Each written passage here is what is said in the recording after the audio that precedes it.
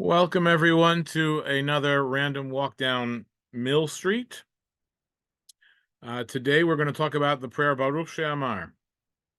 There is a lot to say about Baruch Sheamar actually, but I'm only going to sort of touch the main issues of the prayer. But for those, just to set the scene, for those of you who aren't daily attendees at the synagogue, Baruch She'amar, or who come early to the synagogue on Shabbat, Baruch She'amar is the opening blessing of what we call the Zemirot, or the Ashkenazim would call Psukei de Zimra, the psalms that are said in the morning service. I'm going to share my screen in a minute so you can take a look at it. But if you're familiar with the prayer book, or if not, you can flip through. The morning service that we recite daily begins with blessings. Those blessings are originally intended to be said at home or when they occur. You know, you say a blessing on waking.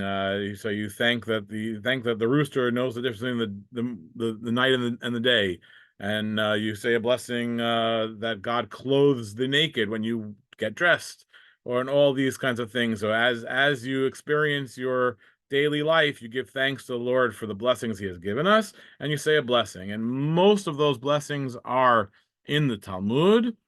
There are a few that are not, which are matter of dispute, but we don't need to get into that today. So that's the first thing that happens. We say them now in the synagogue. Originally, they were meant to be said at home. And then we have the blessings of the Torah, and we recite a section of the Torah, a section of Nevi'im, a section of Mishnah, and that also is originally intended to be done at home. You say the Birchot Torah, you say the blessings on study, and you immediately study a little bit of the Torah and some Mishnayot. And what do you do what Mishnayot are you going to learn? What Torah are you going to learn about? You're going to learn about the Korban Tamid, the morning sacrifice that was made daily in the temple, the morning and the evening sacrifice was said daily in the temple, because that's what you did in the morning. That's what they did in the temple. That's what we're trying to accomplish with our prayers. And that's all intended originally to be done on your own. And then you come to synagogue. And what do you do in synagogue? So that depends on what era you're going to synagogue in. If it's the first century, or the second or the third century, you're going to be doing you're saying a lot fewer prayers than you do today. But originally they would say you'd say Kriyat Shema and the Amidah. You have a whole Masechet Brachot about those kinds of issues. But the Gemara also says that before you pray, you have to set your thoughts in prayer. You have to have the right kavanah, and to do so, before you actually pray to God and you ask for things, you have to praise Him. And so you get a whole body of the liturgy, which is just praises of the Lord. What do we mean by praises of the Lord? Tehillim, for the most part, Tehillim, and we call that Zemirot. That is a very brief overview of the Siddur. We could have other classes about it in general, but that's just to get you to the Zemirot, the Psukei de Zimra that we say daily in the morning. And originally, that's the first thing, when you got to synagogue, that's where you start, at the Zemirot. Let's say, when I say originally, I mean from the Gaonic era on, or post-Talmudic, or beginning of the Talmudic era, later than the Talmudic era on. Let's see, someone has Yemenites still say them at home like the Talmud says. Yes, that is true. And a lot of people will say the blessings as they get up in the morning and do things like that, as they occur. Rabbi Soloveitchik likes to tell a story of Soloveitchiks do that as well, and they only say the blessing when they experience it. So they don't usually every morning say because they don't hear a rooster in New York City. But Rabbi Soloveitchik likes to tell a story. He was once in Israel and he heard a rooster and he was so excited that he could say that bracha. So anyway, that is the morning blessings. But I'm going to share my screen now. And By the way, this comment here is by Mr. Greenberg, who I've never met in person, but I've had quite a bit of exchanges with, and he also has a class on the liturgy, which maybe if he'll send me the link, maybe I'll be able to share with you if you want to. It's probably a little more advanced than what I'm giving you, but yeah, it's an honor to have you with us for this class. Okay, so let's go to my screen here.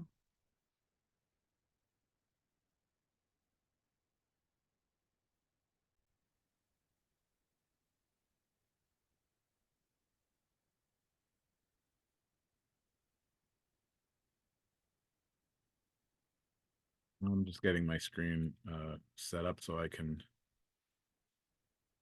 see you as well.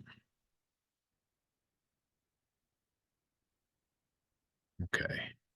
I know this always gets in the way of what you see, so hopefully I'll put it somewhere that it won't be too much in the way. In fact, I'll put it at the bottom.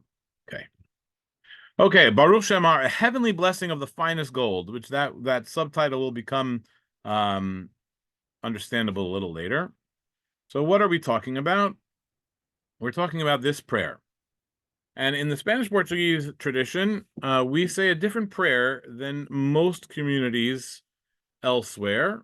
It's not completely unique, but it is pretty rare these days. So you'll see our prayer on the right. It's Baruch She'amar. This is the daily version. There actually, as we'll see later, are different editions for Shabbat and Yom Tov. And you'll see this is a prayer. It's a litany of blessings. Baruch she'amar v'haya ha'olam. Blessed is the one who spoke and created the world. Blessed is the one whose word is deed. Blessed is the one who makes a decree and fulfills it. It's a litany of blessings of the Lord. And then it concludes with an actual blessing, Baruch atah Hashem, a long blessing, HaMelech HaGadol v'HaKadosh, and ultimately Melech Mehulal Batishbachot, the king who is to be praised with praises, with psalms of praise, is how Dr. Poole translated it, because this is the introductory prayer for this section of our daily prayers, which is the Zemirot, the Psalms of David, and it has an opening, which is Baruch She'amar, which ends with this bracha, Melech Mehulal Batishbachot, and it has a closing, which is the blessing of Yishtabach, which has a very similar ending. Has a little bit more poetry at the end there, Elo Dod Asher Neflot, but it ends this very similar with this Melech Mehulal Batishbachot, that the God is the king who should be praised with song, or with we'll say it that way. And so that's a whole distinct section of the Siddur. That's the purpose of this prayer. But you'll see in our a couple things that I want to point out to you. This is taken from Dr. Poole's prayer book, from the Portuguese prayer book, not the Ashkenazic one. And you'll see it has a little instruction, mi'umad, that you're supposed to stay standing up. And it says that you are supposed to hold in your hand, it says it actually specifies the right hand, the two front tzitzit of your talit. You're supposed to hold the two front tzitzit of your talit. While reciting this, then you get to the end, you kiss it, and you let them go, and you say the rest of your prayers without holding them, and then you gather your tzitzit again at the Shema. It's the only places where you hold the tzitzit, this place and the Shema. So that's unusual. Hopefully we're gonna talk about that at the very end. But then immediately following this nice prayer, which we're going to listen to, actually, why don't we listen to it now? This is recording of the daily service. So this is Bram Cardozo reciting it quite fast. So if you don't catch all the words because it's going too fast, don't worry. It's they used to call Bram Cardozo, Speedy Gonzalez. So yeah, he was pretty fast. So here we go. Barukh She'amar v'haya ha'olam, Baruch Baruch Oseh, Baruch Kol Zer U'Mkayim, Baruch Oseh Bereshit, Baruch Malach Haaretz, Baruch Malachem Gabriot, Baruch Meshalem Sachar Tov L'Ireya, Baruch Magabir Afela U'Bi Ora, Baruch El Chai Langad V'Kayam Lanetzach, Baruch She'en Dafnav Gavla V'lo Shicha V'lo Masofanim V'lo Yikashochad, Tzadikhu B'Kol Darachav V'Chasid B'Kol Magasav, Baruch Borei U'Matzil, ברוך הוא וברוך שמו וברוך זכרו לנגון למנגד ברוך אתה אדוני אלוהינו מלך העולם המלך הגדול והקדוש אף רחם המהולל בפי עמו משובח ומפואר בלשון כל חסידיו ונעבדיו ובשירי דוד עבדך נעללך אדוני אלוהינו בשבחות ובזמירות נודך נגדלך נשבחך נפארך נרומך ונמליכך ונקדישך ונגליצך נזכיר שמך מלכנו אלוהינו יחיד חי העולמים משובח ומפואר שמו הנגד ברוך אתה אדוני מלך לעולם בתשבחות. And that's actually the way we would say it, pretty close to the way we say it every day in daily services here at Sheretz Israel. In fact, we go a little faster even. So you got to keep it moving in the daily service. But I wanted to play that for you, not necessarily so much for the music, but just so you can pay attention to the words a little bit, especially if you're familiar with it, because the Spanish-Portuguese litany, the Spanish-Portuguese liturgy here is a little different. What most people say is very close to what's on the left-hand side, and this is the instruction in the Solar Pool prayer book immediately following Baruch Sheamar. It says, B'ktsar kehilot, in some communities, in a minority, actually, if you were translating this literally, in a minority of communities, in some communities, in place of the Nusach Aruch, in place of the long liturgy that we just had, the long rite that we just read, Kidila'el, you say this other thing that's shorter. And in fact, the Ktsat Kehilot is our own. The minority opinion is ours. And the majority of synagogues today will say this shorter version. There is an Ashkenazic version, which is very similar. It's not quite the same. This is the standard Sephardic version. In most Sephardic synagogues is this shorter version, not this long one that we say here at Spanish Portuguese.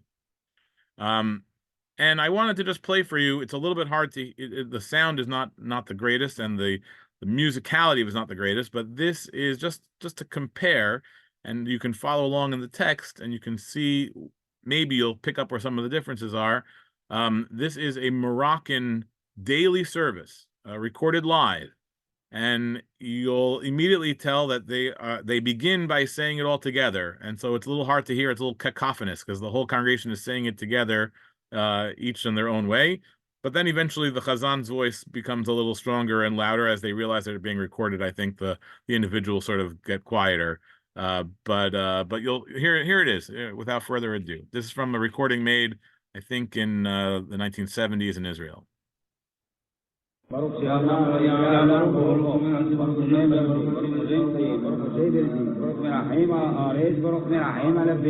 Barukh Mishalin, Katobia, or High Last, the Yam Nika, or today on table, or the Line, Manakala, Ela Brahman, Milano, Baba, Sidala, State of Khan, Ela, Miro, Tila, Unsabiha, Umpara, Inamika, in education, Amakino, in a high higher name, like Mission Baba, Radiat, not the Baruch, Fatar, Melech, Land, but these are.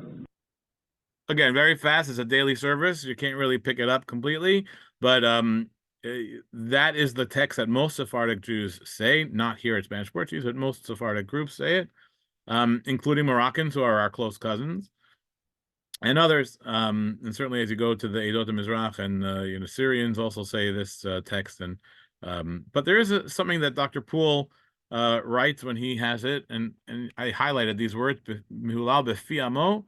Now, I'm not sure we're going to get time to talk about those fully, but if you were really paying attention, which was very hard to do with the speed of that Chazan was reciting it, most of the other Sephardic groups don't say it this way. They point it slightly differently. They say Hamihulal bifeh with a hey, bifeh amo, and here they say Eloheinu Yachid Chai Hangolamim. They don't say Chai Hangolamim. But Dr. Poole, again, maybe we'll get to this a little later, thought that this was what he has here is the more correct version. And so even though he was giving the shorter text, he didn't change those words. So we'll see that a little later, perhaps. So let's take a step back and talk about the prayer itself. Where does Baruch Sheamar come from? Which is not at all that clear. Everything started together. Here we go.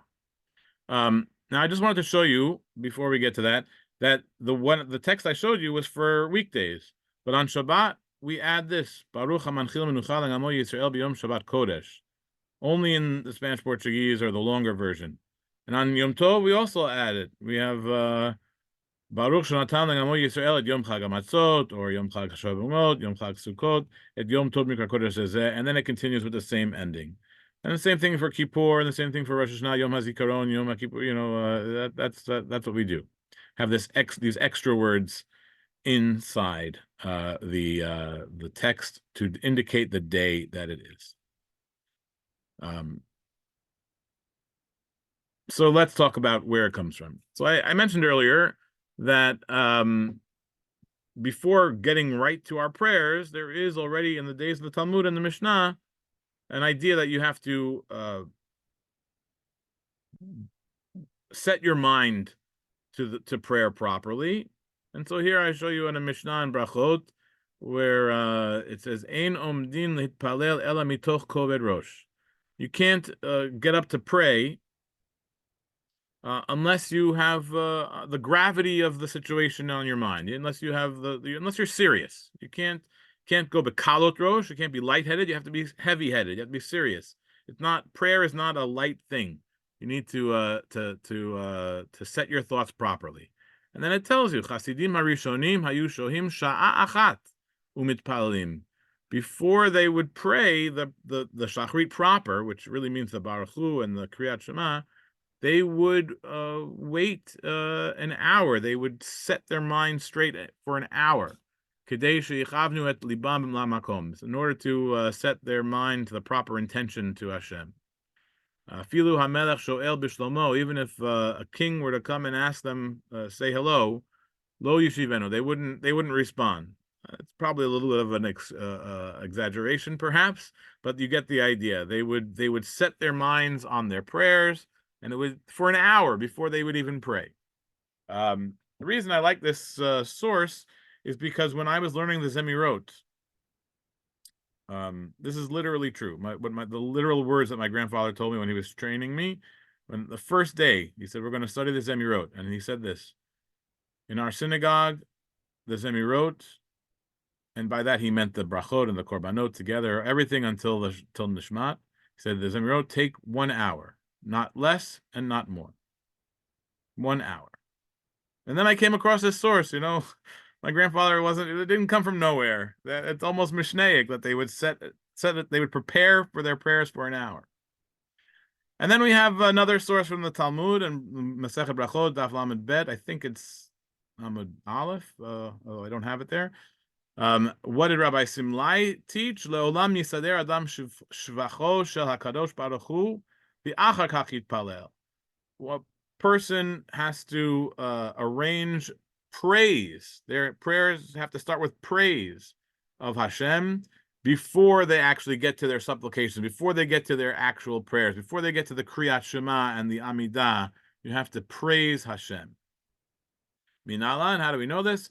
And then it gives you verses from Devarim, Va'et Hanan. Moshe prays to Hashem. How does he do so? First he praises Hashem. Mi'el b'shamayim v'aretz asher ya'aseka ma'asecha u'kvurotecha. And then it says, Eng barana ve'et ha'aretz. I hope that the v'hatova, bring me, show me, that we should see this land, that it's a good land.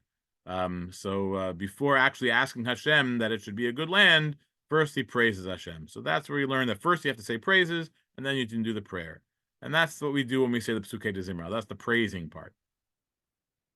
And now we get to the actual prayer Baruch Sheamar, which doesn't exist in that form in the Talmud at all.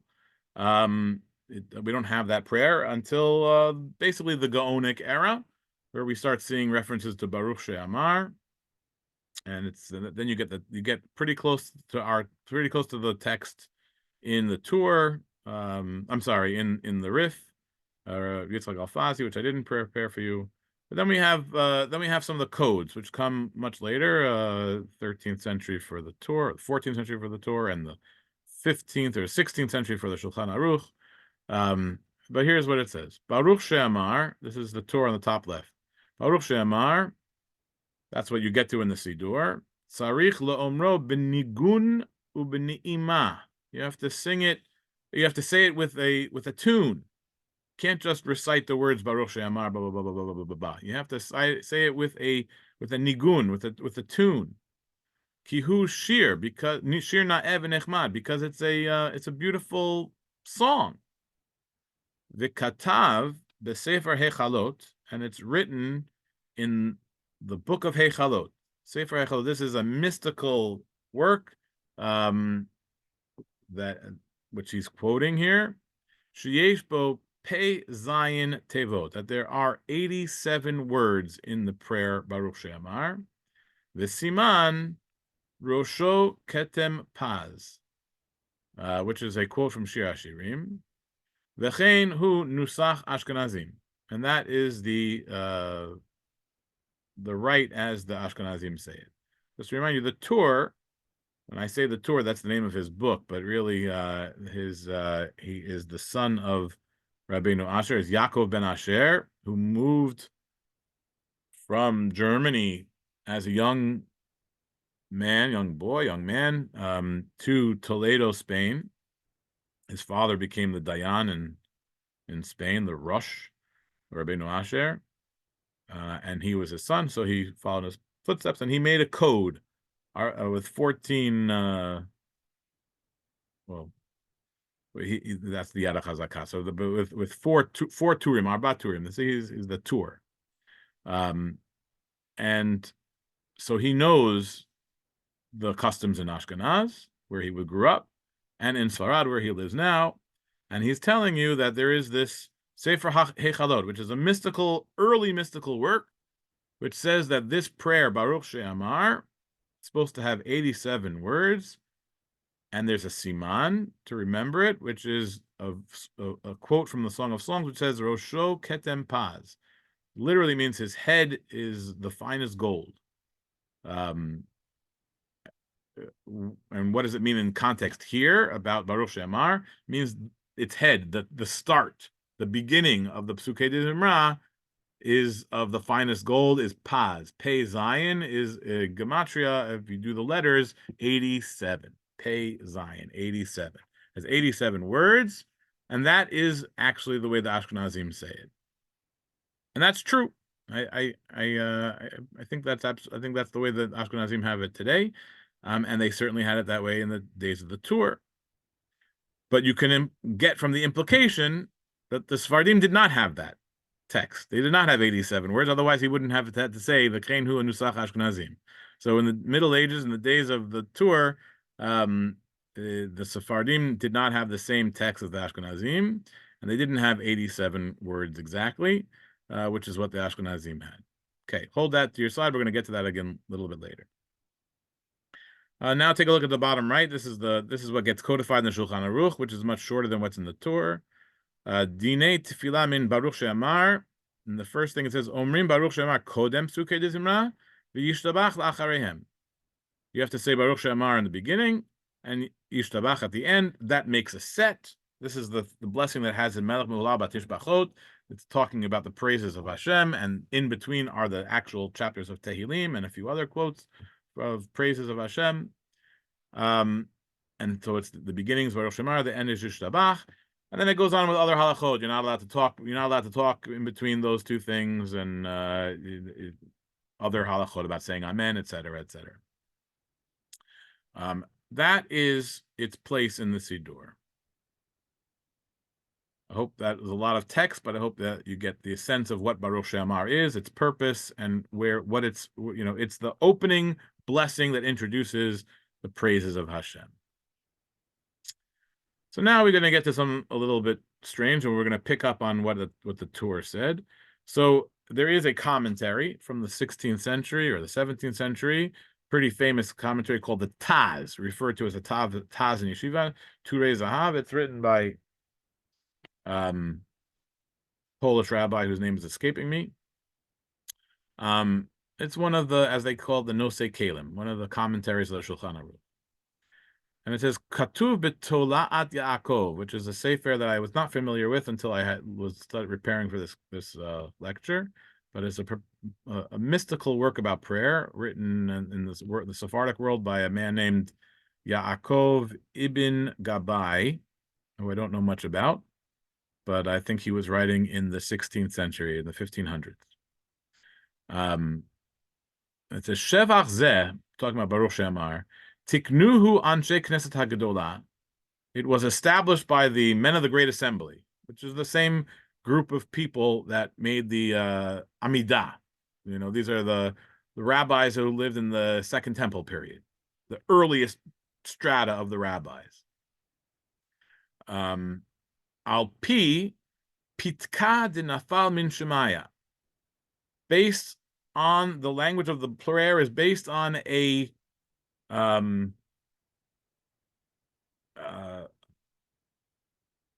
note that fell from heaven. Pitka de nafal min shemaya, a note that fell down from heaven.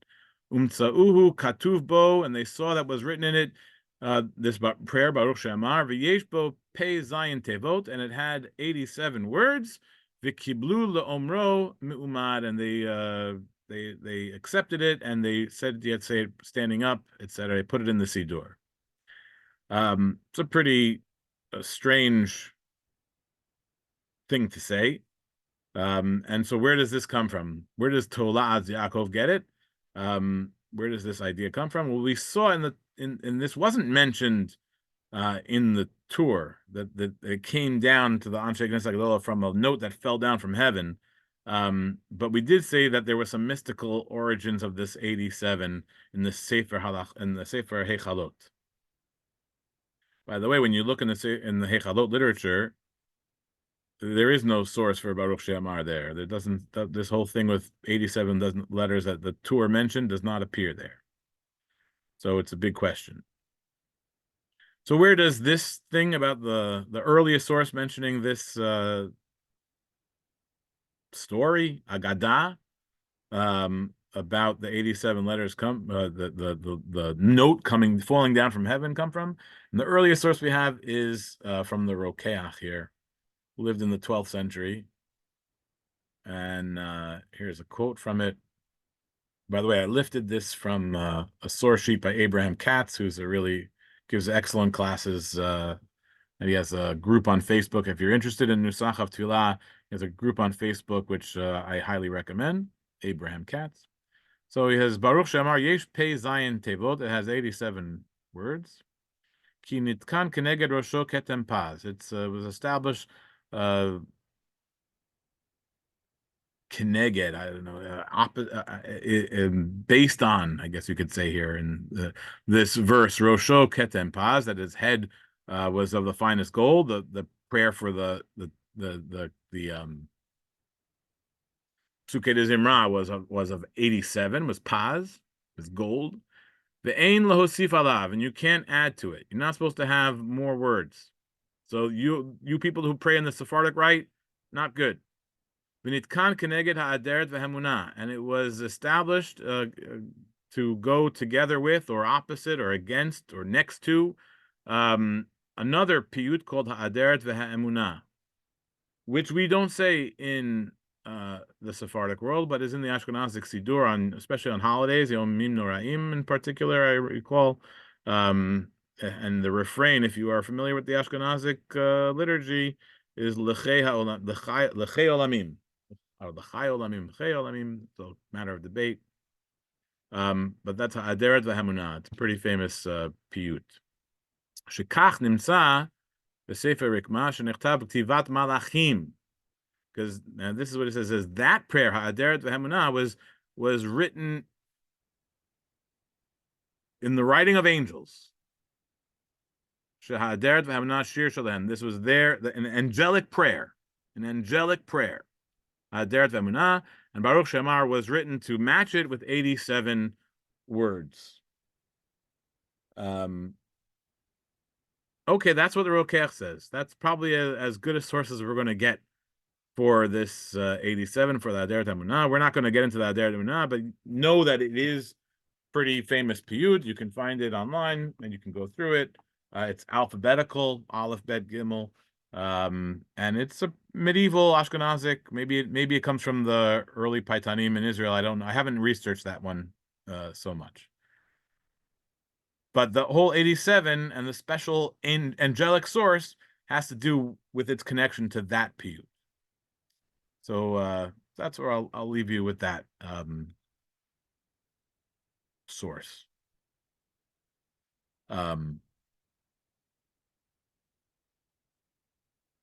Okay, well, before we get there.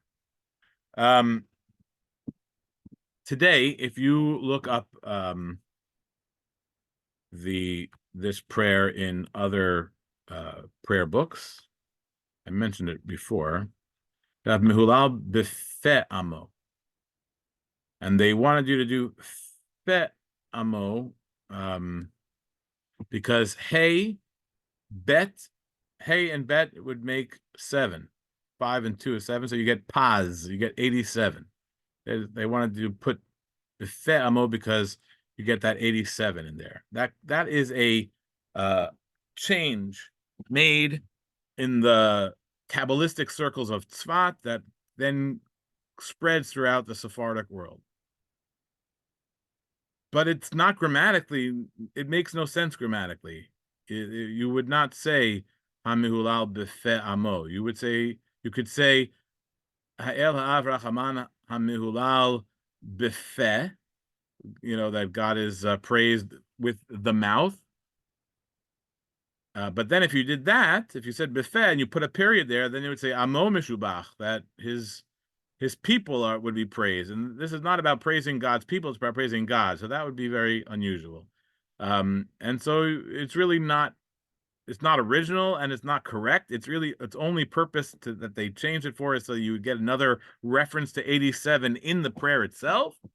And but somehow that took hold, and most places have Befeh Amo. But Dr. Poole was pretty adamant that it's not accurate or grammatically correct and would not print it that way, even when he's doing the short form. I think I'll leave Chei Alamim for another time, but okay. Let's take a look at some of the chats before I go on.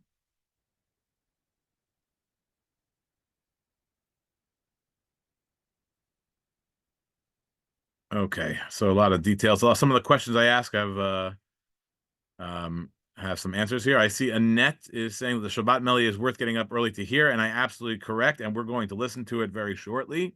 That's coming up very soon. And some of these questions I don't know the answers to exactly. The Ader V'Emunah, exactly what its connection is, I don't know. But today's, we don't say that piyut connected to Baruch She'amar at all. But originally, apparently, it was placed here before Baruch She'amar in the Middle Ages in Ashkenaz, or maybe in Sfarad as well. I don't know. But we don't have that in our liturgy, in the Portuguese liturgy. I really was just bringing it to show you that this mystical stuff about 87 is not related to the Sephardic versions. It really comes from Ashkenaz. It comes from Ashkenaz, and then it gets taken on because of its Kabbalistic nature, its mystical nature. It gets adopted throughout the Sephardic world during the Kabbalistic influences of the school of Tzfat, the Luriana Kabbalah, and then it spreads so that it's both in Ashkenaz and in Sfarad. But really, until that time, there were very many versions of Baruch She'amar. The one that I showed you from our community was just one. Persians and Temanim and all over the actual Sephardic world as well had completely different versions. And there was I think a one from Corfu, which had many more lines than we have. Forget about 87. It's not even. It's way longer than ours. And actually, that's a good segue because what it has is after each of those blessings. Let's go take a look at the text again. Let's see which one. We'll do it here. We'll do it here because you can see the translation. Baruch She'amar ve'yah ha'olam. This is the first clause. It has Baruch Hu. Baruch Omer ve'osei Baruch Hu. Baruch Gozerim Kayim, Baruch Hu. Each one, it has this word Baruch Hu in between. And why does it have that? Because it probably, in origin, was a call and response. The Chazan would say, Baruch Sheamar Ve'aya Olam, and the congregation would respond, Baruch Hu, Baruch Omer Ve'osei, Baruch Hu, Baruch Gozerim Chayim, Baruch Hu. That was probably the way it was done originally. In fact, there is a source, a Gaonic era source, which indicates that this was the prayer they would say when the Reish Galuta was elected, and they would have this back and forth in the Yeshiva of Pumbedita or something like that. I didn't show it to you here because it's not liturgical in terms of the prayers, but it did have this back and forth Baruch Hu, after each clause. And if you count them up, depending on whether you're counting here or here, in the short version, you have 10. Baruch Sheamar Ve'olam, 10 things that God is blessed. In the longer version, you usually have 13. And so I think Abu Darham and others, they have explanations for these. The 10 because of the 10 commandments, or the 10 utterances that God created the world with. And the 13 for the Gimel Midot, the 13 attributes of the Lord, and then there's ways of working what these blessings into those utterances, which I will not get into because they get complicated and you have to really know the sources very well and dray around to understand how these words reflect some other kind of source. But what I can tell you is that most of these blessings, Baruch Omer V'osei, Baruch Sheamar, each one of these things, not in exact the same form, but they are blessings that appear in different contexts throughout the Talmud. From all over the place, in completely different contexts, in mourning and in not in the daily prayers, but in what you have to say a blessing for. So you'll get Baruch, Ata Hashem, Oseh Bereshit. You have these different kinds of blessings, and most of them appear in different forms throughout the Talmud. And the reason that I mention that is because Keter Shem Tov, my good friend Rabbi Gagin, who always comments on the Spanish-Portuguese traditions, says he's very upset at the mystical nature of this source that says that it came down from Shamayim in a note, fell down, nafal min Shamayim. And without any source material that I can tell, he says that's not what it means. It doesn't mean that the prayer came from heaven. This is what it means is the rabbis got together and they took all the blessings they knew from the Talmud. Oh, this is a good one. Baruch Sheamar Ve'olam. Oh, that's a Baruch Omer V'osei. That's a good one. They threw them all together in a pot, and they started picking out different sources, and ultimately they came up with this beautiful prayer. And so he says it's like it fell out of a bucket. It fell out. That's the way he explains this. Really, what's a mystical explanation he claims is it really has to do with how the rabbis put it together from Talmudic sources. Okay, he doesn't. That's him. He's trying to defend it. It's apologetics. He doesn't have a source for that. So anyway, shall we listen to it a little bit? I think we shall. Let's see here. Oh, one more important thing to talk about. Why do we hold the tzitzit? Why do we hold the tzitzit? This has bothered me my whole life. I don't know why I do it. The instructions say to do it. I do it. I don't know why, and I've always bothered when I do something that I have no idea why I'm doing. And so here in Keter Shem Tov, it gives an explanation, which comes from something called Otzer Minhagei Yeshurun.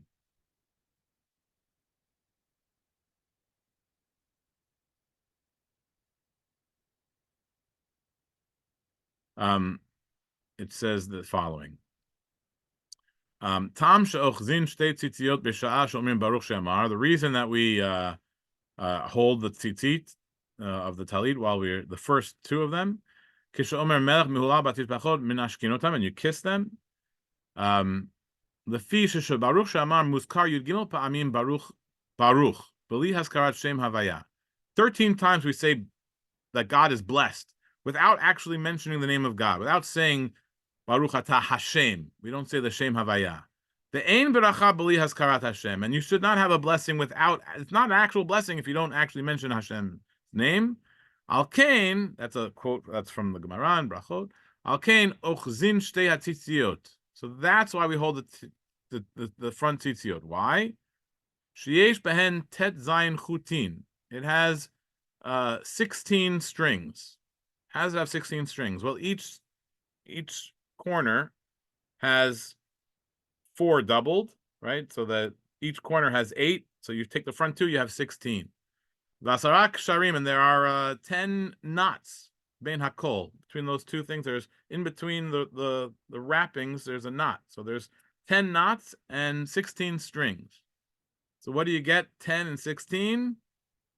26. What is 26? Shem Havaya. That's the name of God. It's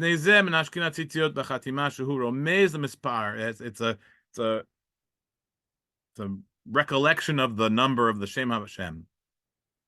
Like it or not, that's what he says. It's the only explanation I've ever seen. I don't particularly like it, but that's what we got. If you come up with a better one or you have a better one, let me know. Okay. Now let's listen to some of the way we sing it and others. So I'm going to play for you on the right-hand side. This is our text. On the left-hand side is the short version. And this is for Shabbat morning. And the first recording you're going to hear is my own grandfather, Judah Gedalia, who was the Shamash here at Sheretz Israel, and who recited the Zemirot, was one of the very, there were like 4 people who would say Zemirot, so he was always saying Zemirot. He was a doctor of Zemirotology, he would say. And he's the one who taught me. And I see we have a few people here who say Zemirot. I see Maimon and Matthew. So this is the way he sang it, and the way we sing it here in Sheretz Israel.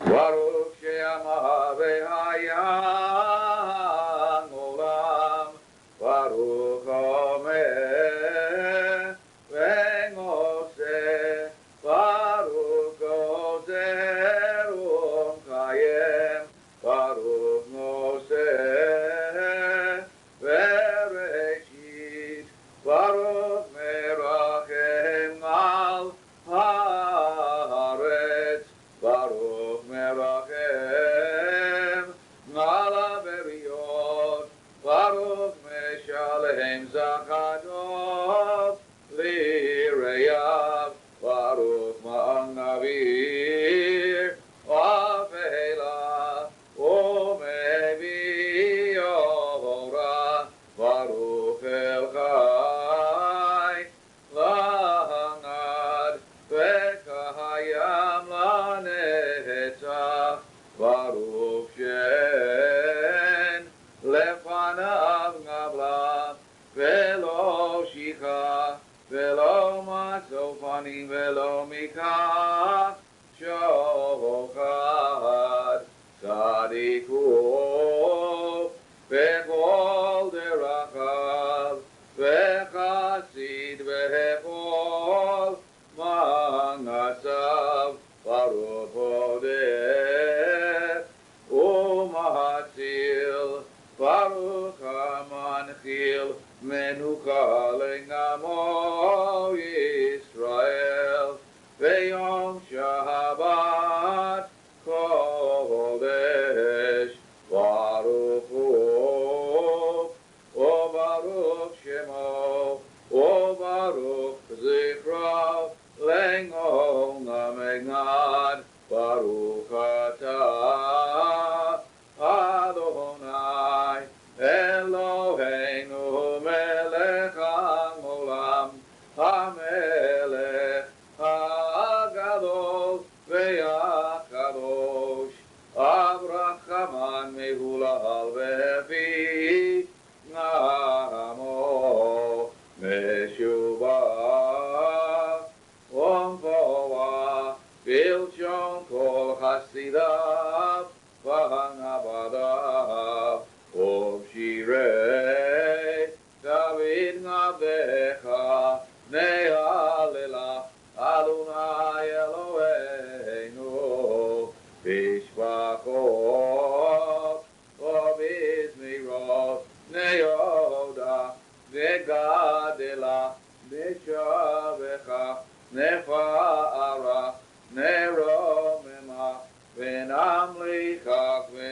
Naftisha Venang Arita Venaskir Shimcha Malkeinu Eloheinu Yachid Chei Hanolamim Meshubah Omfoa Shema Adingad Baruch Atah Adonai Melech Mehulal Vatishbachot. And that's the way we say it here every Shabbat and holiday. Again, with the various additions, if it's a holiday or other occasion. Now, and it's beautifully sung. The whole thing is it's melodic. It's, as the tour said. It said with ni'ima, nigun, benigun, benima. It's really sung. And before we're going to listen to the way they do it in London, and we're going to listen to a Moroccan version as well, and then we're going to call it a night. But I just wanted to give you again my sense, not based on any source, but my sense is this is not a late prayer. My sense is this is a fairly early prayer, of the same age and origin as the Nishmat and the poems that come around the Yishtabach. Because these are all like litanies and praising of Hashem, and they have the same kind of feeling. And in fact, even in the Nishmat, you have Hamelech Muhula Batishbachot, I think, and other phrases that appear very similar to this blessing. And so I think that in age and origin, it's probably similar. And so when it says Anshe Knesset HaGedolah, meaning it's a very early origin, I wouldn't be surprised if it is Mishnaic era or Midrashic era, even though we don't have the text of it from that long ago. I think it's probably similar to the Mishnaic or Talmudic era. But I'm not an expert scholar. That's just my feeling based on what it's most similar to. That being said, so now that you heard the way my grandfather sang it, nice and slow, we'll hear a little bit faster version that's done in London, but very, very similar. And I'm just going to move this out of the way. This is from a 1956 recording. It's actually available from Smithsonian, but it was done in England. Music of the Spanish Portuguese Synagogue, and it's the choir of the Bevis Marks Synagogue, which is a volunteer choir, singing it in 1956. They sing it in unison. The choir sings it in unison, which is the way they do it even today. And here we go.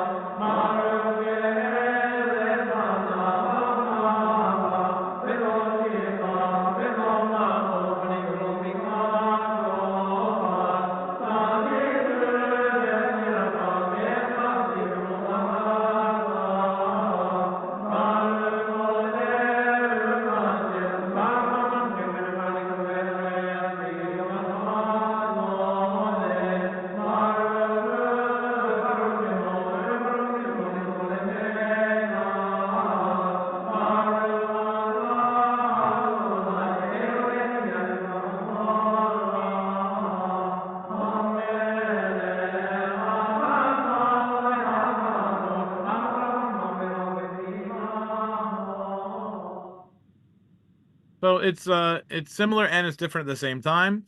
Baruch she'amar v'hayang olam baruch omer v'oseh. The way we do it here, and I think in Amsterdam, is a little few more notes. Those are a little more simplified in the London way, but it's otherwise very, very, very similar. And I was looking at other versions of Baruch She'amar today and yesterday on the National Library website, which has a really great ethnological recording database that you can go through all sorts of things and find all sorts of recordings, but you have to go digging. So I came across this recording that was done in, I think, 1981 or 1982 of a Moroccan version. I think it comes from Meknes, I'm not even sure, which is almost identical, except, of course, they're only doing 87 letters, 87 words, not the long form. But take a listen. Baruch she'amar v'haya ha'olam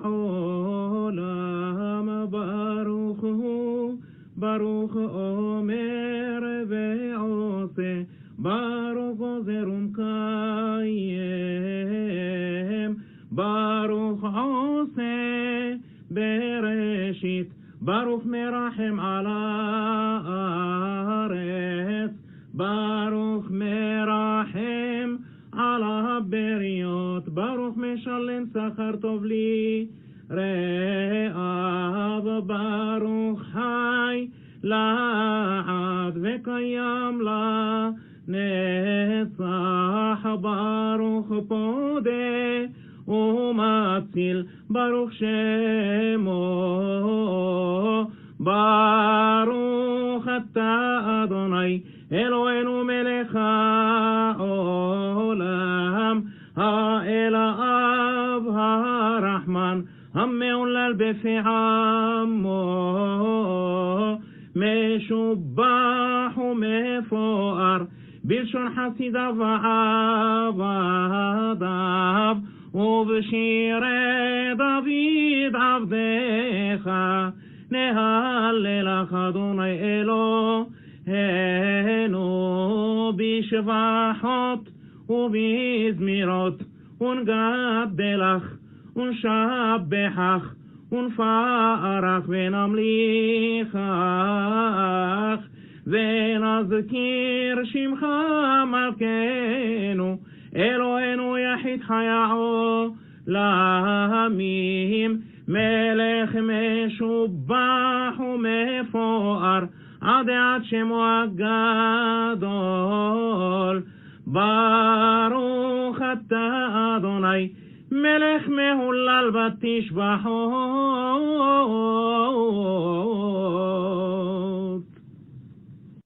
What I love about that is that it follows a very strict kind of chant until the very end, when it gets very different, sort of like returning to other modes of prayer that the Moroccans are used to. This is a very more of a strict chant, and that's essentially the same that we sing here in Shearith Israel, and that's done in London. Very, very, very similar. That's my presentation for you. So when you say Baruch She'amar here in Shearith Israel, or when you come, I urge you to come on time and early for the Zemirot. You'll get this wonderful prayer, beautifully sung, which has even more than 87. It's even weightier than gold here in Shearith Israel. And so, and know that it's rare today anyway. I think in the pre-Kabbalistic era, this would have been one of many forms like this. And today it's pretty rare. Nowadays they don't. Nowadays most versions are much shorter. The 87 letter version, 87 word version. I'm gonna stop the share, and also take a look at the chats and let you all speak. Let's see here.